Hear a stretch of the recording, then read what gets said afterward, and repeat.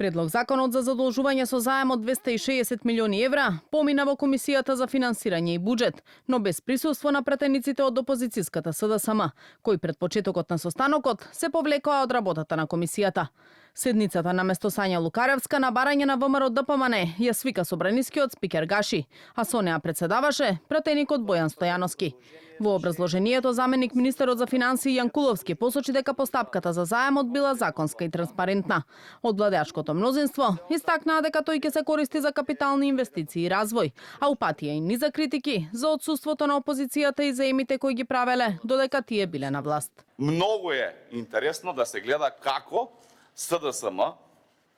обвинува за задолжување, а само во нивниот период на владење од 7 години ја задолжија државата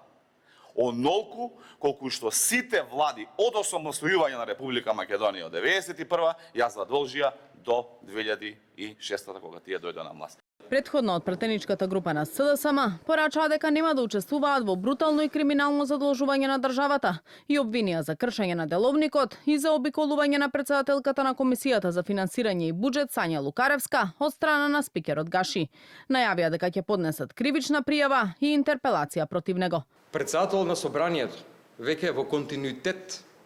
го спроведува, а тоа е да, кршејќи го деловникот, закажува состанок на Комисијата за финансирање и буџет, комисија која што ја води нашата пратеничка, Сања Лукаревска, и покрај тоа што е таа тука и не е отсутна, а деловникот тоа не го дозволува, кога пратеникот е тука, тој задолжува друг пратеник да ја води ова